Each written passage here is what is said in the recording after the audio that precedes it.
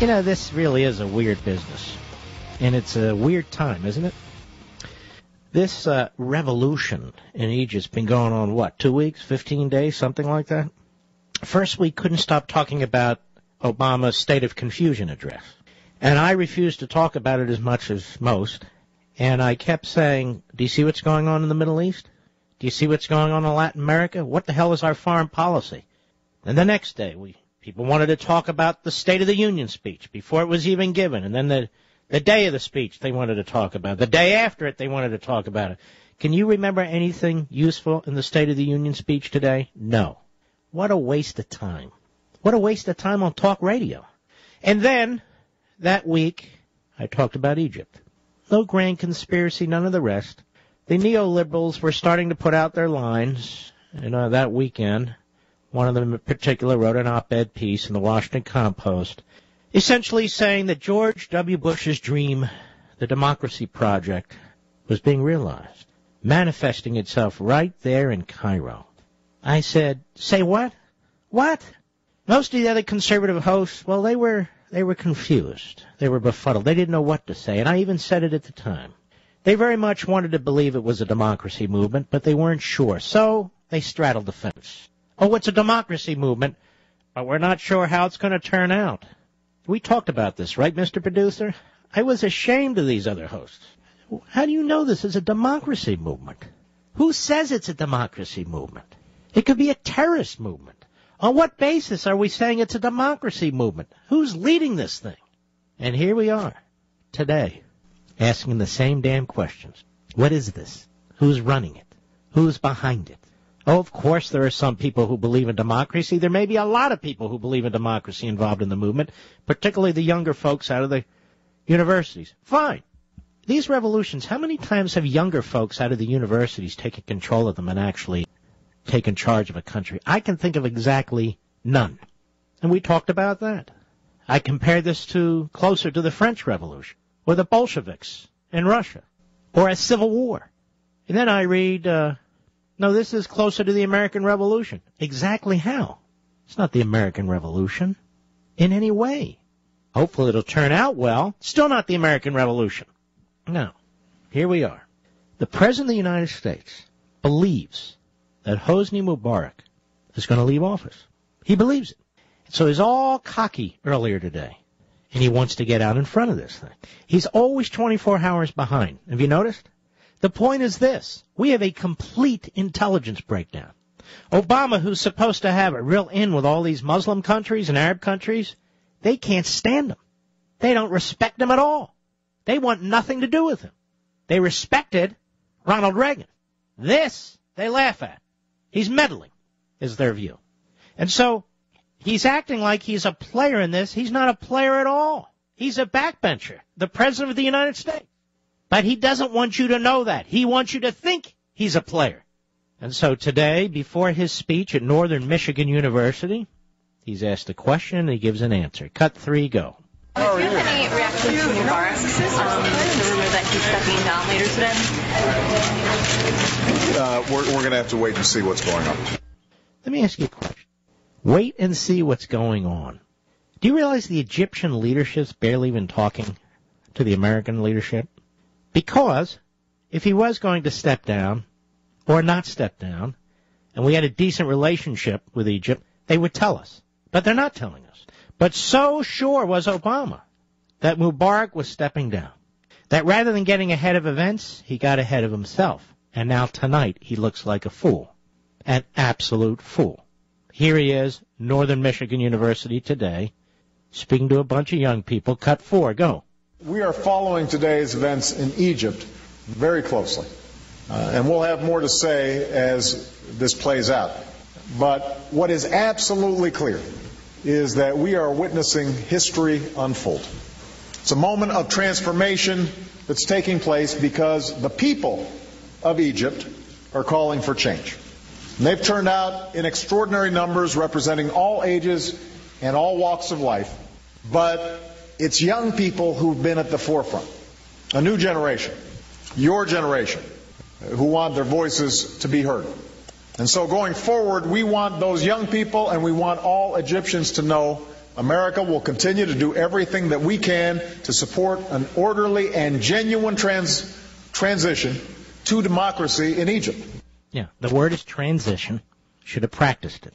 Okay, what exactly are we doing to ensure, because he keeps saying this, and support an orderly and genuine transition to democracy in Egypt? Can anybody tell me what we're doing? What are we doing? We're not doing anything. Now, young people out there, quote unquote, Obama, your generation, he's telling you to look at Egypt and learn from it. Now, what is he telling you to do? Riot against the United States government? Rise up against the United States government that's going to make it impossible for you to earn a living or save a nickel? Is he telling you to rise up against a government that keeps imposing Obamacare on this nation, keeps defying a federal court? Is that what he's telling you to do? Young people, revolt, rise up? Does he not realize, Obama, that he is the United States executive branch right now? That he's the one in defiance of federal law? That he's the one bankrupting the nation and the future for the next generation? That's him. So what is he suggesting? Young people, that you march in the streets and rally against him? He sounds like an idiot. And let me say this so it can be heard coast to coast, recorded, transcribed by the criminal front group out there. He is an idiot. Now, you young people out there, quote unquote, Hosni Mubarak spoke. And you know what he said? I'm not going anywhere. I'm going to be in charge of this transition, or as Obama would say it, transformation. Cut one. Go. I will be responsible for changing the Constitution and be responsible for the people until the elections of September, where there will be a free and fair election and the people can pick who they want to rule. Therefore,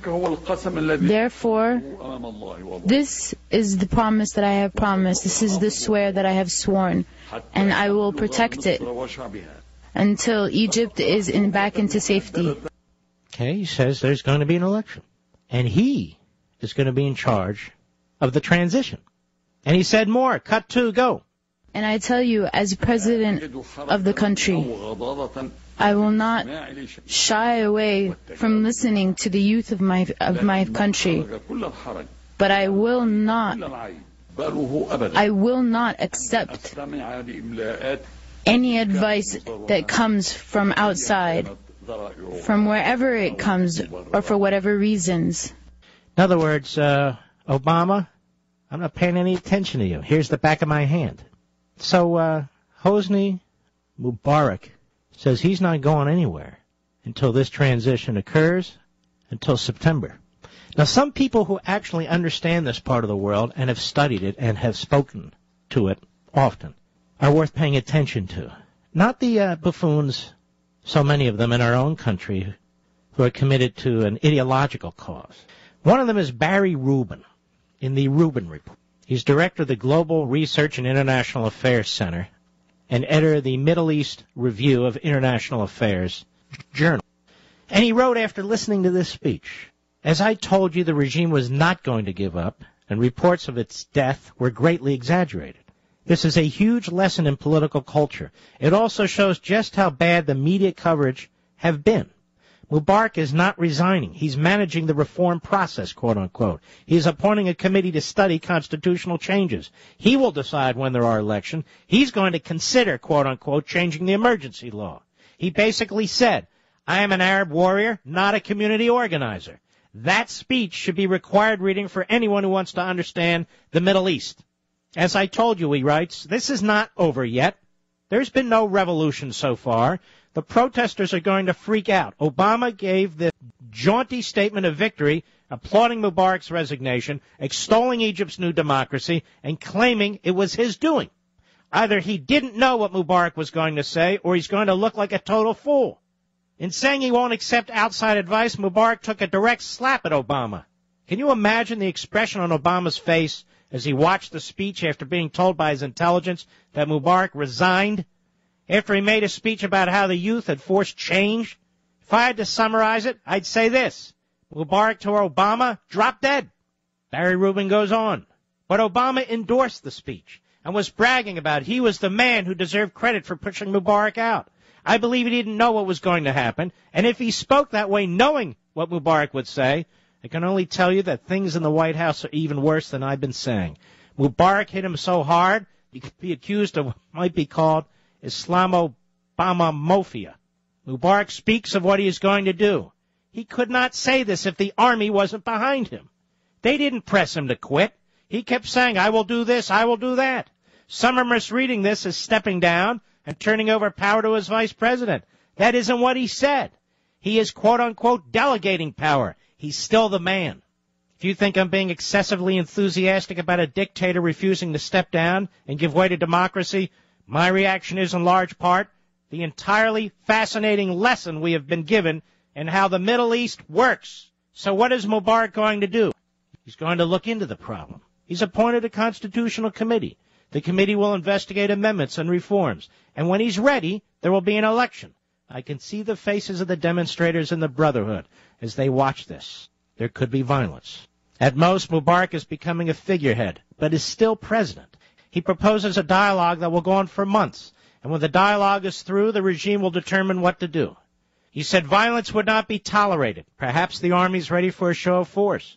Note, he said that any changes would have to take into account the possibility of terrorism. In other words, they would still be tough.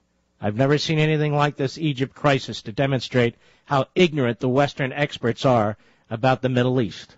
When the general who announced that there would be a dramatic announcement said, this ends tonight, he was referring to the disorder and demonstrations, not to Mubarak. Barry Rubin. We'll be right back. You know, I want to be clear about this, underscored as I have many times every day since this Egyptian situation has taken hold. Our foreign policy must not be based on some doctrine, the doctrinal rather than prudential promotion of democracy or human rights, as practiced by Carter as an example. Sometimes it will be used to advance human rights. Sometimes it will be used to advance democracy. But at all times it must be prudential, and the goal must be to protect the United States. We'll be right back. So we have massively reorganized and expanded our intelligence services. And somehow we missed this. But we're told, don't blame Obama. Who could have known? Well, apparently some people did know, or at least thought they did, although they weren't part of our intelligence service. I just want to forewarn you folks, honestly. There are people on television, on the radio, in the other parts of media, who are promoting an ideology, who are promoting a doctrine with this argument about a democracy project. Now look, I want to repeat myself. I believe in democracy wherever it can be promoted. But we don't promote it just to promote it, because we can't control it. That is not democracy, but we can't control what occurs when countries aren't ready or countries don't want it, and yet they have a vote. And then you get Hamas, then you get the Islamo-Nazis in Iran. And yet the Marshall Plan was a perfect example of when you do nation build in order to protect our country. After World War I, we didn't. After World War II, we sure as hell did. And we spent years developing constitutions and parliamentary systems throughout Europe and in Japan. And clearly that was hugely beneficial to this country. But I cannot believe that this so-called democracy project, which they can't even define, was intended to topple allies who were controlling our enemies. Because if that's the notion of a democracy project, then count me out. I want to repeat. Our foreign policy has to be firm on principle and flexible on implementation. Firm on principle in that our first, second, and third objective must be the security of our country, and that includes our allies. And sometimes our allies do not practice democracy. And by the way, don't be horrified by what I'm saying. This has been the case since the beginning of our country, and this has been the case under presidents of every party, including our hero, Ronald Reagan. This purist view or radical view of a democracy project, first of all, it's misnamed. It's not a democracy project. It's a turmoil project, which we hope ends up with democracy. It's a turmoil project. And in some countries, we want turmoil, if it means threatening regimes that are threatening us. But in other countries, we don't want turmoil, if it means destroying or undermining regimes that are helping us.